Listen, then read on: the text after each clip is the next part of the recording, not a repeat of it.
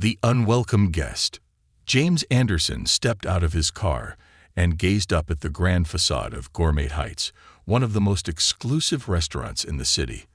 The golden glow of chandeliers flickered through the enormous glass windows, illuminating a dining hall filled with people who had the privilege and the status to be here.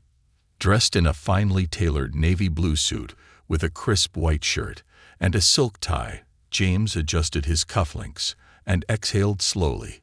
This was meant to be a night of celebration. After months of tireless legal battles, he had won a landmark civil rights case that would change lives. A victory not just for himself, but for hundreds who had been denied equal treatment under the law. But as he approached the entrance, he could already sense what was coming. A cold welcome. The maitre d', an older gentleman with slicked-back silver hair and a severe expression, barely glanced at James before turning his attention back to the reservation book. "Good evening, sir. How may I assist you?" His tone was distant, polite, but dismissive. "Reservation for Anderson, party of one," James replied smoothly. The maitre d' arched an eyebrow, his eyes flickering over James in silent scrutiny. A subtle but familiar shift took place in the atmosphere. James had encountered it before, that brief moment of hesitation, the unspoken judgment, the nearly imperceptible assumption that he didn't belong. A younger black employee standing behind the maitre d' glanced up, recognition flashing in his eyes, but he remained silent, his posture stiff. The maitre d' let out a barely audible sigh before flipping through the reservation book, lips pursed as if searching for a reason to deny the request. "Ah, Mr. Anderson," he finally said, his voice cool. "I see we have your reservation. Right this way." James followed, but as he moved through the restaurant, he couldn't help but notice the eyes that followed him. Glances exchanged between diners, waitstaff, and managers alike. Some barely noticeable, others overt. A middle-aged couple at a nearby table lowered their voices. A group of young professionals side-eyed him before quickly returning to their conversations. It was the same story, different setting. The seat James was led to was near the entrance of the kitchen. Not an outright insult, but clearly not the premium seating available elsewhere in the dining hall. A strategic move. Put him somewhere less visible, less prominent, less important. James let out a slow breath and took his seat, refusing to be rattled. An icy reception. As James settled in, the atmosphere around him remained thick with quiet hostility. A waiter, a lean man with sharp features and an air of practiced politeness, approached with a menu. "Good evening, sir. May I start you off with a drink?" His voice was neutral but lacked warmth. "Yes," James said, unfazed. "A glass of your finest champagne. I'm celebrating tonight." The waiter's expression flickered with something. Mild surprise, perhaps. Before he nodded. "Of course, sir." James observed the man retreat to the bar, whisper something to another waiter, and both exchanged glances before chuckling. James knew exactly what they were thinking. Who is this man? What is he doing here? Does he even belong? When his champagne finally arrived, James raised the flute in a silent toast. To himself, to progress, to a fight far from over. But as he took a sip, a voice interrupted his moment. "Good evening, sir." James looked up to see a tall man in a perfectly tailored suit standing beside his table. The name tag on his label read Richard Caldwell, head manager. James already knew where this was going. "I hope you're enjoying your evening," Caldwell said, his smile thin and forced. James met his gaze evenly. "So far, so good." Caldwell nodded but remained standing. "I just wanted to personally ensure that everything is up to our standards. You understand, of course." James set down his glass. There it was. "A restaurant of this caliber must maintain its standards," Caldwell continued. "For the benefit of all our patrons, it's important to ensure a certain atmosphere."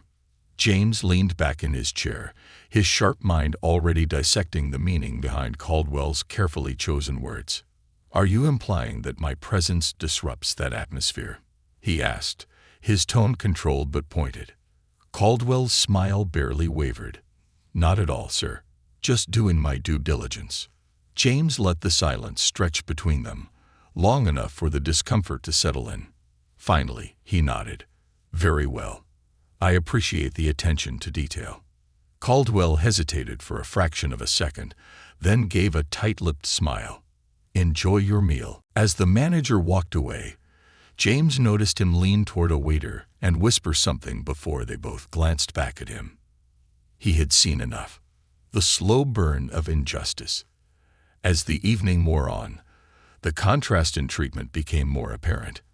At the next table over, a white couple had their wine glasses refilled without asking. Across the room, a businessman laughed as a waiter enthusiastically recommended a dish. But James, his water glass remained empty. No one checked on him. His existence was treated as an inconvenience. James wasn't looking for special treatment, just equal treatment, but even that seemed like too much to ask. Then came the final insult. After waiting nearly 40 minutes for his meal, James politely flagged down a different waiter. "Excuse me," he said, still composed. "Could you check on my order? It's been a while." The waiter hesitated before answering. "Actually, sir, I believe there may have been a mix-up in the kitchen. Your meal might take a little longer." James arched an eyebrow. "A mix-up?" "Yes, sir. A very busy night, you see." James slowly exhaled through his nose. He glanced around. Other tables that had ordered after him were already halfway through their meals. A mix-up? No, this was deliberate. He nodded slowly, more to himself than to the waiter. He had seen enough. Without another word, James took out his wallet, placed a single dollar bill on the table, and calmly stood up.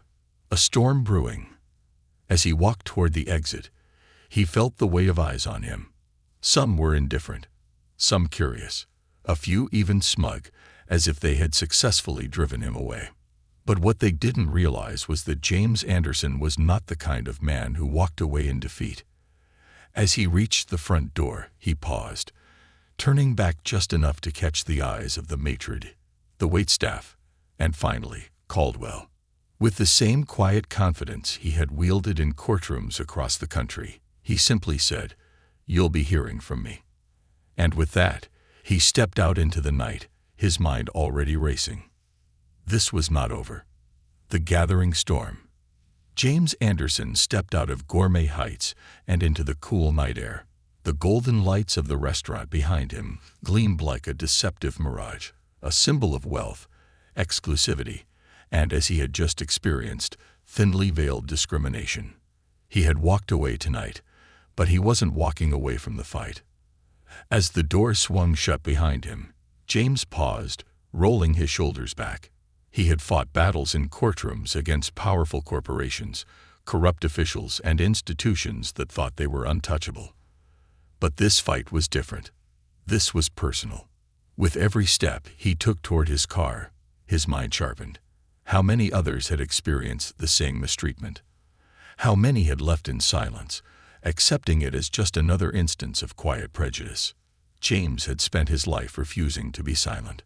A call to arms. Seated in the driver's seat of his sleek black BMW, James pulled out his phone and dialed a number. The call barely rang once before it was answered. "James? It's late, man. What's going on?" The voice belonged to David Carter, a fellow civil rights attorney and one of James's closest friends. David was a powerhouse in the courtroom, a man who had built his career holding businesses and institutions accountable for discrimination. James took a deep breath. "I need to talk to you. Now."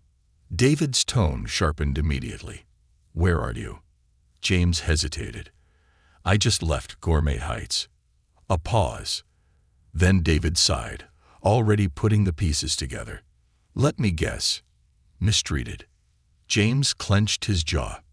Ignored. Seated by the kitchen. Food delayed for nearly an hour. And not a single person willing to look me in the eye. David cursed under his breath. "Damn it. You're not the first." James's fingers tightened around the steering wheel. You've heard complaints before. More than I can count, David said grimly. I've spoken to a handful of people who were subtly mistreated, given bad service, ignored, or turned away completely. But no one wanted to take it further. Some people just don't want to fight that battle. James inhaled deeply, his resolve hardening. Then I will. David's voice carried a knowing smile. I figured you'd say that. James stared out of his windshield at the bright lights of the city.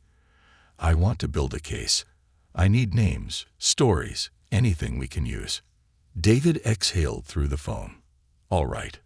Let's do this right. Give me a few days to pull some information together. In the meantime, you need to get the public on your side. James smirked. Already ahead of you. Setting the wheels in motion. James wasn't just a lawyer. He was a strategist. If he wanted justice, he had to be smart about how he fought this battle. The next morning, he arrived at his downtown law office earlier than usual. His assistant, Maya, was already there, sipping her coffee while typing furiously at her desk. Maya, a sharp-witted woman who had been working with James for 5 years, took one look at his face and sighed. You're on a mission. What happened? James dropped his briefcase on his desk and sat down, rubbing his temples. I was discriminated against last night. Maya set her coffee down, her expression turning serious.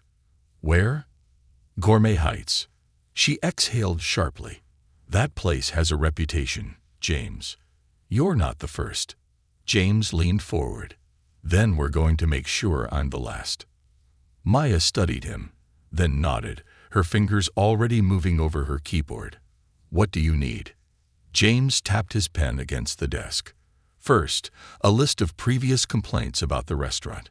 Any public records, online reviews, or social media posts where people have mentioned discrimination or mistreatment.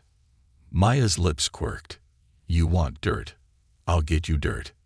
Second, James continued, we need press. If we take this fight to court, we need the public watching. Maya's eyes gleamed. You need a press release. Exactly. Something controlled, professional, but direct. She nodded and started typing. Give me an hour. James sat back in his chair. The battle had begun. A rising fire. Within hours, James had what he needed. Dozens of online reviews spoke of unfair treatment. Some were subtle. I felt like I wasn't wanted there. Others were more explicit. The service is noticeably worse if you're not white. And it wasn't just customers. A former employee, anonymous but credible, had posted a lengthy online review detailing how the restaurant's unspoken policy was to prioritize a certain clientele. James read every word, his pulse steady but simmering with anger. We're going public, he told Maya. Send the press release to every news outlet in the city. Maya grinned. Consider it done. Hours later, James's phone buzzed with notifications. The story was spreading. Local journalists were calling. Civil rights organizations were taking notice. And Gourmet Heights, they had no idea what was coming. Confrontation. 2 days later, James received an unexpected phone call. Mr. Anderson, this is Richard Caldwell, manager of Gourmet Heights. I'd like to speak with you about the misunderstanding that occurred the other night. James leaned back in his chair, smirking. Misunderstanding. That's an interesting word for discrimination. Caldwell cleared his throat. Now, Mr. Anderson, I assure you, we value all our customers. If there was any issue with your service, I sincerely apologize. Perhaps we can invite you back for a proper dining experience on the house. James's jaw tightened. This was damage control. No, thank you, he said smoothly. This isn't about a free meal. This is about accountability. Your restaurant has a pattern of discriminatory practices, and I intend to make sure that pattern ends. Caldwell's voice stiffened. Are you threatening legal action? James smiled. I don't make threats, Mr. Caldwell. I make cases. Silence. Then a clipped, "Good day, Mr. Anderson." James hung up. He had rattled them. Good. The power of exposure. By the end of the week, James's story had gone viral. Local and national news outlets picked it up. Civil rights groups issued statements of support. And then came the protests. One evening, James stood across the street from Gourmet Heights and watched as a crowd gathered. Hundreds of people holding signs that read "Equality for all," "End discrimination now," and "Justice for James." The restaurant was trying to ignore them, but it was impossible. James's phone rang. It was David. The restaurant's scrambling. Their PR team is in overdrive, and I hear their owner, Marcus Blackwell, is losing his mind over this. James smirked. Good. Let them sweat. Meanwhile, we build our case. David's voice held a note of anticipation. They don't know who they messed with, do they? James looked across the street at the restaurant that had tried to belittle him. They will. Because this wasn't just about him anymore. This was a movement. And he wasn't stopping until justice was served. The case for justice. The city was buzzing. The controversy surrounding Gourmet Heights had exploded into a full-blown public reckoning. The elegant, high-end restaurant, once a sanctuary for the wealthy elite, was now a battleground for civil rights and justice. And at the center of it all stood James Anderson. In the days following his public statement, the restaurant had gone into damage control. The owner, Marcus Blackwell, a well-known businessman with deep political ties, had remained eerily silent. Instead, his PR team scrambled to contain the wildfire of bad press. But it was too late. The public had seen the truth, and they weren't backing down. Outside the restaurant, protests were growing. Every night, more people gathered. Students, activists, lawyers, and families, all demanding accountability. Social media had transformed the movement into something bigger. #JusticeForJames was trending nationwide. Civil rights groups, celebrities, and politicians began weighing in, pressuring Gourmet Heights to answer for its actions. James watched it all unfold from his law office. It was time for the next step. The legal strike. James leaned over his desk, pouring through stacks of documents as his legal team assembled around him. David Carter, his longtime friend and co-counsel, tossed a folder onto the table. "Here's what we've got," David said. "We have 10 formal complaints from former diners who faced discrimination at Gourmet Heights in the past 5 years. 5 of them are willing to testify." James nodded. "That's a start. What about employees?" A young attorney, Rachel Monroe, adjusted her glasses. 3 ex-employees have come forward. One of them, Melissa Johnson, worked there for 3 years. She claims the restaurant had an unspoken rule about where to seat black patrons, always near the kitchen, away from the main dining area. James inhaled sharply. That lines up with my experience. David leaned forward, his eyes gleaming with excitement. "We've also got 2 former servers who say they were instructed to delay certain customers' orders if management deemed them undesirable." James sat back in his chair, absorbing the weight of the evidence. "And they're willing to testify?" Rachel nodded. "Melissa is nervous, but she's in. The others want anonymity, but we can still use their statements." David exhaled. "We have enough to move forward. What's our angle?" "Public accommodation discrimination." James tapped his fingers against the desk. "The Civil Rights Act of 1964 explicitly prohibits discrimination in public places, including restaurants. But we need more than just public outrage. We need proof that this wasn't just a few bad waiters, that it was a systemic practice." He leaned forward. "We hit them with a lawsuit under federal civil rights law and state anti-discrimination statutes. If we can establish a pattern, we could push for punitive damages." David grinned. "You want to make an example out of them?" James's gaze was steely. "No, I want to make sure this never happens again." The owner speaks. Hours later, James's phone buzzed. Unknown number. He picked up. "Anderson." A low, controlled voice answered. "Mr. Anderson, This is Marcus Blackwell. James's eyebrows lifted. The owner of Gourmet Heights himself. He had expected a call eventually, but not this soon. Blackwell continued, his tone diplomatic. I believe we have a situation that has gotten out of hand. I would like to discuss a resolution. James remained silent for a moment before replying. I don't negotiate in the dark, Mr. Blackwell. If you have something to say it plainly. A pause. Blackwell exhaled. We're prepared to offer a private settlement. Full compensation for your dining experience, a generous goodwill gesture, and a written apology. In return, you drop the lawsuit and make a public statement clarifying that this was a misunderstanding. James almost laughed. A misunderstanding. His jaw tightened. You think I can be bought? Blackwell's voice didn't waver. I think you're an intelligent man who understands that battles like this don't end well for either side. The media will move on, but lawsuits are time-consuming, costly, unpredictable. James's grip on his phone tightened. Blackwell was testing him, trying to see if he was after money. James's voice was razor-sharp. Let me be clear, Mr. Blackwell.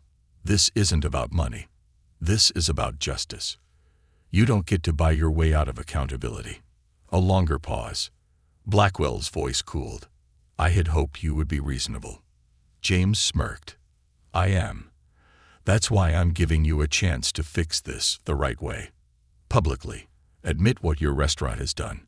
Implement real change. And we might talk. Blackwell scoffed. You're making a mistake, Anderson. James's voice was calm. No, Marcus. You did. I'm just here to make sure you face it. He ended the call. The press conference. The next morning, James stood before a crowd of reporters, microphones lined up in front of him. The city skyline framed the scene, cameras flashing as they waited for him to speak. He took a deep breath. Now was the time to make his case to the world. Good morning, James began, his voice steady but firm. I stand before you not just as an attorney, but as a man who has experienced firsthand the kind of discrimination that too many have been forced to endure in silence. What happened at Gourmet Heights was not an isolated incident. It was a pattern of systemic racism, one that has been allowed to continue for too long. We now have evidence from multiple individuals, both customers and former employees, who have confirmed that this restaurant engaged in discriminatory practices. This is bigger than one restaurant. This is about dignity, respect, justice, and I want to be clear, this lawsuit is not about money. It is about accountability. Mr. Blackwell had the opportunity to do the right thing. He refused. So we will move forward. And we will win. The crowd erupted in applause. Reporters shouted questions. Cameras zoomed in, and social media lit up with real-time reactions. David clapped James on the back. You just declared war. James nodded, eyes locked ahead. And I intend to win it. Because this wasn't just about him anymore. It was about every person who had ever been made to feel less than. And James Anderson wasn't backing down. Battle lines drawn. The city was no longer just watching. It was taking sides. Since James Anderson's press conference, the lawsuit against Gourmet Heights had become more than a legal battle. It was a war over justice, accountability, and deep-seated prejudice. The restaurant's elite clientele whispered about it over their overpriced wine. News anchors debated it on live television. On social media, the hashtags #JusticeForJames and #BoycottGourmetHeights trended for days.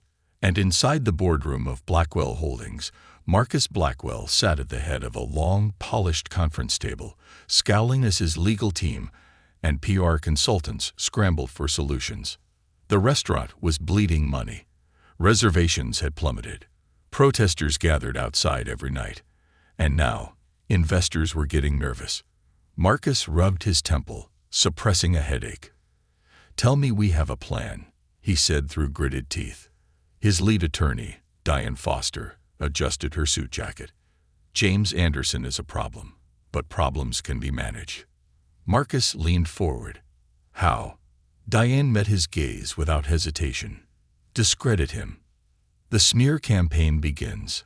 The next morning, James sat in his office, sipping black coffee, when his phone buzzed. Maya, his assistant, sounded breathless. James, have you seen the news? James frowned. What now? Maya hesitated, then said, Turn on Channel 6. James grabbed the remote and switched on the television. A well-groomed news anchor stared into the camera.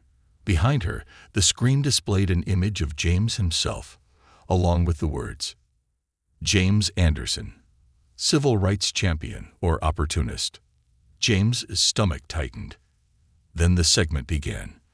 The anchor turned to a guest, an older white man with a confident smirk, former Judge Raymond Holloway.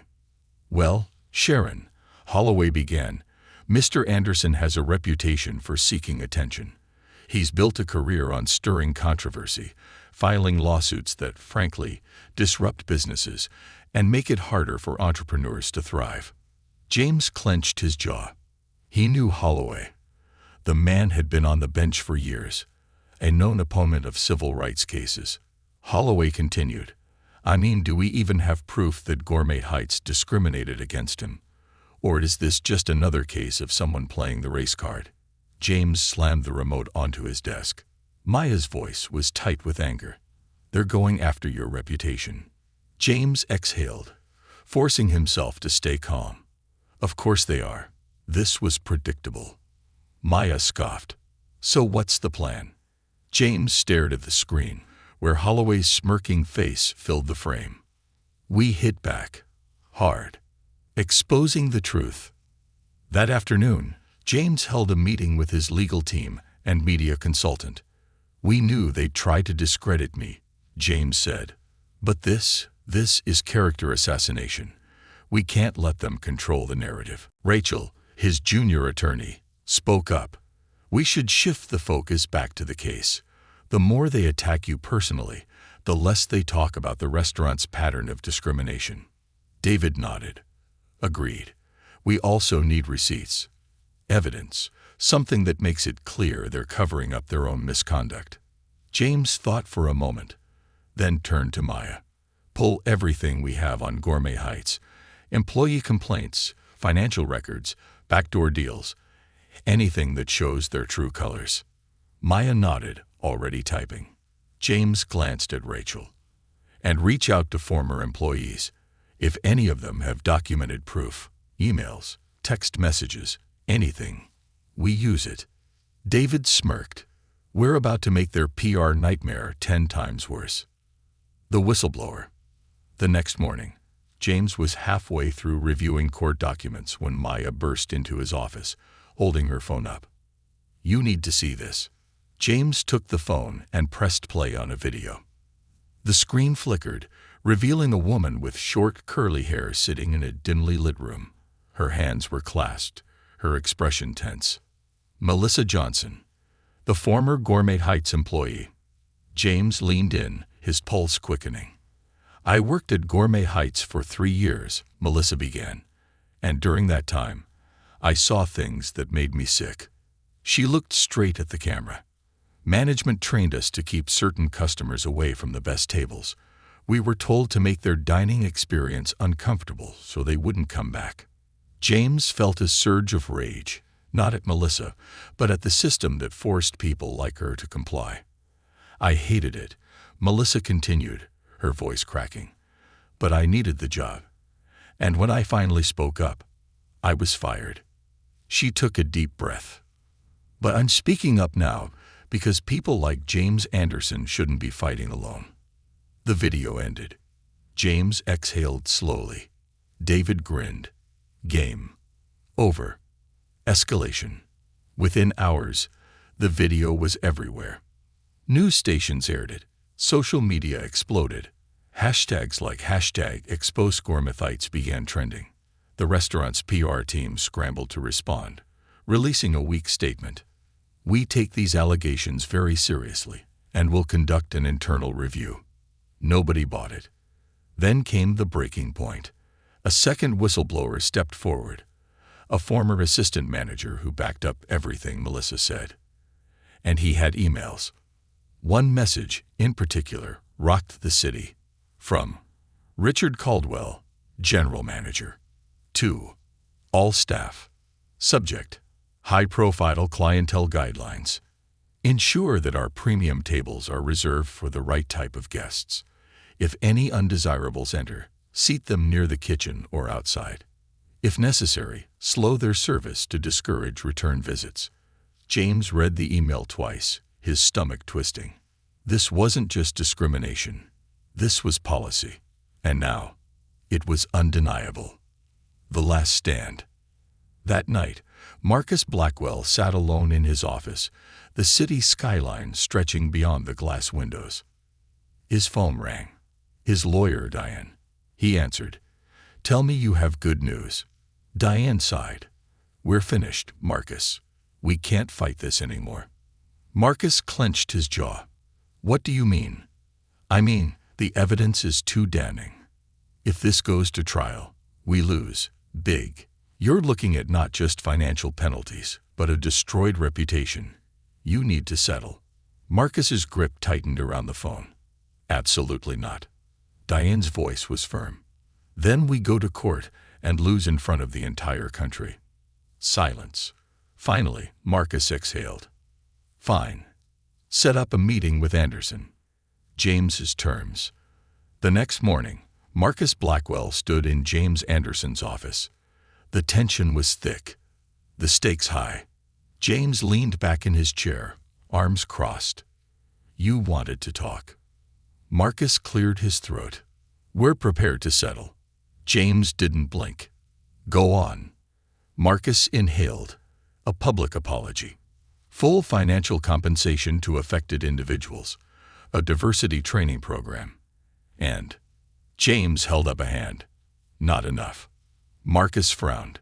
"Excuse me." James's voice was steady.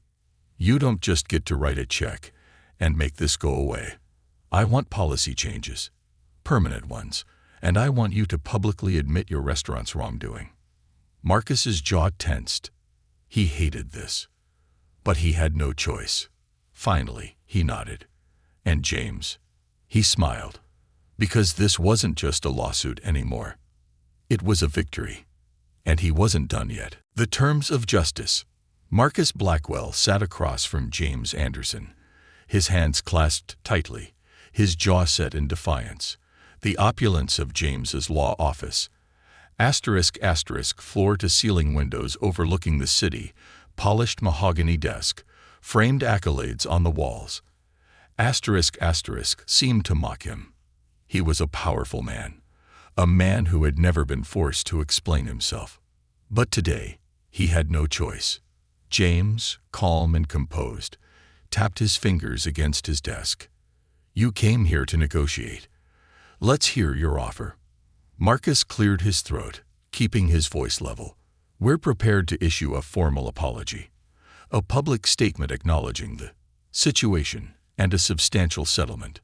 James didn't react. He leaned back, folding his arms. "You want to write a check and make this disappear." Marcus bristled. "That's not what I said." James gave him a cold smile. "That's exactly what you said. And it's not enough." Marcus exhaled sharply. "What do you want, Anderson?" James steepled his fingers. "You want to fix this. Then you do it the right way." Marcus scoffed. "Which means?" James leaned forward. "It means you admit wrongdoing publicly. No vague apologies, no corporate nonsense. You say it outright, that your restaurant engaged in racist practices. You pay damages to every person who was affected. Not just me, but every single patron we've documented who was discriminated against. You overhaul your restaurant's hiring and service policies. Diversity and bias training for your entire staff. And not the check-the-box kind. You hire experts to conduct real, impactful sessions. A permanent diversity council with real power to oversee operations, not a PR stunt. Real oversight. And finally, community reparations. You will sponsor a program for underprivileged youth in this city, a scholarship fund for aspiring Black and minority students interested in the hospitality business. Marcus's face darkened. That's. James held up a hand. That's not negotiable. Silence filled the room. Marcus's lawyer, Diane Foster, shifted in her seat but remained silent. She knew they had lost. Marcus's fingers tapped against the table. You're asking a lot. James didn't blink. No, I'm demanding accountability. Marcus looked to Diane, who gave him a subtle nod. He exhaled. Fine. James's gaze didn't waver. Say it. Marcus's jaw clenched. We accept your terms. James nodded once. Good. Then let's put it in writing. Public judgment. A week later, Gourmet Heights held a press conference. The city watched. The nation watched. Marcus Blackwell, standing stiffly at a podium, faced a wall of cameras and reporters. His voice was carefully measured, but there was no escaping what this moment meant. After a thorough review, we at Gourmet Heights recognize that we have failed in upholding the values of inclusivity and respect. There were practices in place that led to the mistreatment of customers based on race, and for that, we take full responsibility. A murmur rippled through the crowd. He had admitted it. Blackwell inhaled deeply. We are implementing sweeping changes to ensure this never happens again. We have committed to a multi-million-dollar community reparations program, including a scholarship fund for minority students pursuing careers in hospitality. We are also conducting a complete overhaul of our staff training, hiring, and service policies, overseen by a newly formed Diversity and Inclusion Council. We deeply regret the pain our actions have caused, and we will do everything in our power to make amends. Flashbulbs erupted. Reporters shouted questions. James stood in the crowd, arms crossed, watching Blackwell squirm under the weight of his own words. This was justice. And yet, it wasn't enough. Because James knew this fight wasn't just about one restaurant. The next battle. The next morning, James's office was flooded with calls. His legal team sat in a conference room, sifting through emails, voicemails, messages from across the country. Rachel looked up from her laptop, eyes wide. James, people are coming forward. Other restaurants, other businesses, other victims. David leaned back, shaking his head. This isn't just a Gourmet Heights problem. It's a systemic problem. James exhaled. He had spent years fighting cases like this, one at a time. Maybe it was time to change the system. David smirked. I know that look. You're planning something big, aren't you?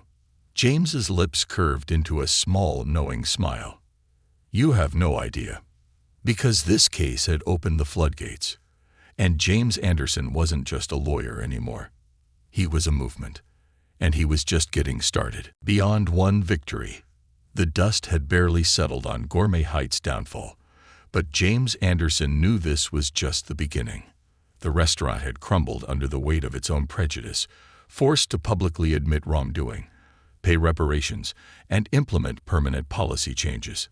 It was a win, but it wasn't enough. Because this wasn't just about one restaurant. It was about every business, every institution, every place in America where discrimination was still a quiet, unchallenged reality. And now, people were watching. James's law firm was flooded with emails, calls, and messages from people across the country. Employees who had been fired unjustly, patrons who had been denied service, business owners who had seen racism and bias firsthand, but never had the power to fight it. Rachel, his junior attorney, walked into the office holding a thick stack of papers. You're not gonna believe this, she said, dropping them on James's desk. James raised an eyebrow. That bad? Rachel smirked. That big? She slid the top document toward him. A group of former employees from another upscale restaurant, La Maison Royale, are accusing them of doing the exact same thing Gourmet Heights was doing. Segregated seating, fake reservation delays, ignoring customers of color while catering to white patrons. James's fingers tightened around the paper. "This is just the start," Rachel continued. "We've got complaints against 5 more high-end restaurants, 3 department stores, and even a private country club." James leaned back, absorbing the information. "This is a pattern," he muttered. Rachel nodded. "A huge one. We could take on any of these cases." James exhaled slowly, the weight of the moment settling over him. "No, Rachel. We're taking on all of them." She blinked. "All." James's eyes burned with determination. "We're not just going after one business. We're going after the entire system. A new war begins." By the end of the week, James had assembled his entire legal team in the firm's largest conference room. David Carter leaned against the whiteboard, arms crossed. "All right, Anderson. Spill it. What's this big plan you keep teasing?" James stood at the head of the table, glancing at the dozens of folders spread across the table, each one filled with cases of racial discrimination in businesses nationwide. "We've spent our careers tackling these cases one at a time," James began, pacing slowly. "And it works. When we win, it makes a statement. But the problem? It's still happening everywhere." Rachel nodded. "So, what's the move?" James picked up a blank notepad and held it up. "We're launching a nationwide legal initiative, a *** coalition of lawyers, activists, and civil rights organizations dedicated to taking down discriminatory businesses across the country." Maya, his assistant, leaned forward. "Like a class action project?" "Bigger than that," James said. "We're going to build something permanent. We won't just take on lawsuits. We'll change policies. We'll pressure businesses, expose discrimination, push for legislative reform, and hold entire industries accountable." David let out a low whistle. "Dan, man, you're talking about a civil rights task force." James smirked. "Exactly." A quiet but electric energy filled the room. Rachel glanced at the case files. "And these businesses, they're just the first targets." James nodded. "They think they can get away with it, that no one will fight back. Let's show them how wrong they are." David clapped his hands together. "All right, I'm in. But if we're doing this, we need serious firepower. More lawyers, more media support, more connections." James's smile widened. "Don't worry, David. I've already started making calls. Building the coalition." Over the next few weeks, James met with civil rights leaders, activists, and some of the most powerful attorneys in the country. Alicia Martinez, a lawyer famous for her work against corporate discrimination, flew in from New York. Malik Hassan, a grassroots organizer who had led major civil rights protests, joined the team as their public movement strategist. And then there was Judge Evelyn Carter, a retired federal judge who had ruled on some of the most pivotal discrimination cases of the last decade. She had seen the system fail too many times, and she was ready to help fix it. James sat across from her in a quiet coffee shop, stirring his espresso. "This is ambitious," Judge Carter said, her sharp eyes studying him. "Do you realize what you're up against?" James nodded. "I do. But we have momentum." Carter exhaled. "Momentum isn't enough. You're challenging the wealthiest businesses in the country. You'll be facing billionaires, lobbyists, and corporate lawyers who will do everything to shut you down." James's expression was unshaken. "I've been underestimated my whole life," he said, "and I've never lost a fight I believed in." Judge Carter watched him for a long moment. Then she smiled. "Well then, let's make history." The first strike. The official launch of James's Anti-Discrimination Legal Coalition, ADLC, was met with an explosion of media attention. News networks ran headlines like, "James Anderson takes on corporate racism. New initiative set to challenge discriminatory businesses." "The man who took down Gourmet Heights is just getting started. A new era of civil rights activism begins." And the first major lawsuit under the ADLC's banner, La Maison Royale. one of the city's most exclusive, high-profile restaurants, even more prestigious than Gourmet Heights. James stood at the steps of the courthouse, flanked by his legal team and 3 former employees who had come forward. Cameras flashed as he spoke. Today, we begin our fight against another establishment that has systemically discriminated against its patrons. This is not about one restaurant. This is not about one case. This is about an entire culture of exclusion, a system designed to keep people of color in the background, unseen and unvalued.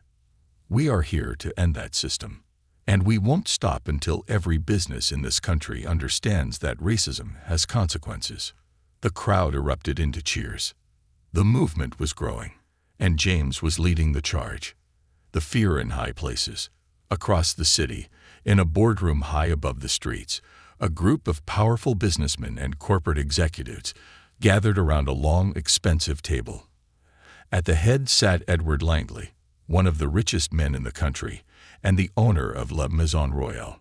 His jaw was tight as he watched the press conference on a massive screen. A younger executive shifted in his seat. This could be bad. Langley exhaled through his nose. This is worse than bad. This is a damn war.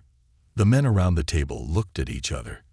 For the first time, they were afraid. Because James Anderson wasn't just taking one of them to court. He was coming for all of them. And he wasn't stopping. The revolution begins.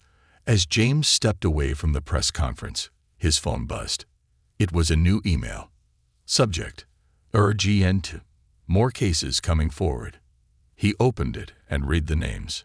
More restaurants, more corporations, more institutions. James smiled to himself. Let's get to work. The tipping point. The movement had grown too big to ignore.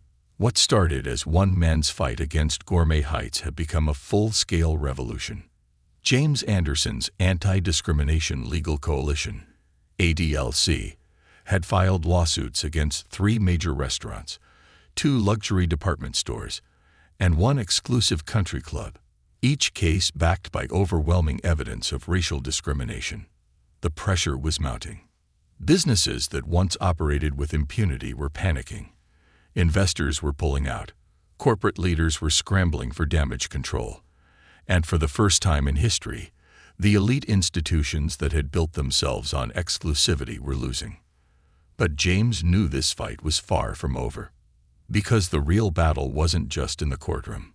It was in policy, legislation, systemic change. And to win that war, James needed bigger allies. The call from Washington. James was in his office, reviewing the next wave of lawsuits, when his phone rang. Maya, his assistant, poked her head in. "You're going to want to take this," she said, eyes wide. James raised an eyebrow, but picked up. Anderson speaking. A smooth, commanding voice replied, "Mr. Anderson, this is Senator Evelyn Porter." James sat up straighter. One of the most powerful senators in Washington, a fierce advocate for civil rights and economic justice. "Senator Porter," James said, keeping his tone even. "To what do I owe the pleasure?" A slight chuckle. "Mr. Anderson, I don't waste time on small talk. I've been watching what you're doing with ADLC, and I think it's time we talk about taking this fight national." James's pulse quickened. "We're listening," he said. Porter's voice turned serious. "I'm drafting the new Civil Rights Protection Act, a bill that will tighten federal regulations against business discrimination, increase penalties, and make it easier for victims to file lawsuits. But here's the problem, James. We need people to push this fight forward, to testify before Congress, to put pressure on lawmakers to pass it. And I want you at the forefront of that fight." James exhaled. This was bigger than lawsuits. This was about changing the law itself. "When do we start?" James asked. Porter's voice was firm. "Pack your bags. You're going to Washington." The power struggle. The moment James's plane landed in D.C., he knew he was walking into hostile territory. His arrival had made headlines. James Anderson takes the fight to Washington, aims for national civil rights legislation. Will the business elite let this bill pass? The man who brought down Gourmet Heights now targeting corporate America. By the time he arrived at Senator Porter's office, lobbyists and corporate executives were already circling like vultures. Porter greeted him with a knowing smile. Ready to make some enemies? James smirked. I've been doing that my whole life. Porter's chief of staff handed them a folder filled with names, senators, business leaders, and political influencers who were already trying to kill the bill. Corporate America does not want this to pass, Porter said. They know what it means. More accountability, more lawsuits, more consequences. They'll throw everything they have at us. James nodded. Then we'll throw the truth right back at them. The fight on Capitol Hill. James was no stranger to tough rooms. He had faced down corporate lawyers, hostile judges, and racists in expensive suits.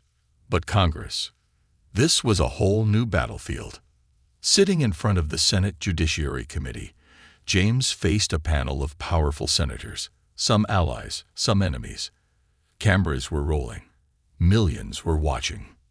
The chairman, Senator Carl Whitmore, a staunch conservative with deep corporate ties, leaned forward. Mr. Anderson, Whitmore began, his tone dripping with condescension. You've made quite the name for yourself. But don't you think these lawsuits you're pushing are excessive? Businesses are already under tremendous pressure. James met his gaze without blinking. Senator Whitmore, you call it pressure. I call it accountability. A murmur rippled through the room. Whitmore smirked. Accountability, or profiting off of lawsuits. Isn't it true that your firm has received millions in settlements? James's jaw tightened. He knew this attack was coming. He leaned forward, his voice calm but cutting. You know what's interesting, Senator? When corporations break the law and make millions, they call it business. But when people like me fight for justice, you call it greed. Let me make this clear. This is not about money. This is about a system that allows businesses to discriminate without consequences. This is about real people who have been denied service, denied jobs, denied dignity. And every time we allow that to happen, we tell them they don't matter. But they do. And it's time the law reflects that. Applause broke out. Whitmore scowled. James knew he had won the moment. The backlash. That night, James returned to his hotel. His team was celebrating the day's victory, but James's mind was elsewhere. His phone buzzed. An unknown number. He answered. Anderson. A cold, familiar voice replied. Mr. Anderson, you need to stop. James sat up, every muscle in his body tensing. Who is this? The voice ignored him. You've made a lot of enemies. You're pushing too hard. If you keep this up, you won't like what happens next. The line went dead. James slowly lowered the phone. David, who had been standing nearby, immediately noticed his expression. What's wrong? James exhaled. We just got our first threat. David's jaw tightened. They're scared. James nodded. Good. But he knew this was only the beginning. Because when powerful men feel threatened, they don't just fight back. They try to destroy you. The breaking point. Days later, things got ugly. James's law office was vandalized. Red paint splattered across the front with the words, "Stop or else." His email was hacked. His personal information leaked. The media was flooded with hit pieces accusing him of being a fraud, a race baiter, a grifter. James's family received harassment calls. And then, the worst of it, a break-in. James came home one night to find his apartment door kicked open. Papers thrown everywhere, his laptop missing. They were sending a message. David clenched his fists. We need to call the cops. James shook his head. They want us scared. We're not backing down. David exhaled. Then what's the move? James looked out the window, the city lights glowing like a battlefield. We push harder. Because they could try to scare him, silence him, ruin him. But James Anderson wasn't just one man anymore. He was a movement. and they weren't stopping him. Not now. Not ever.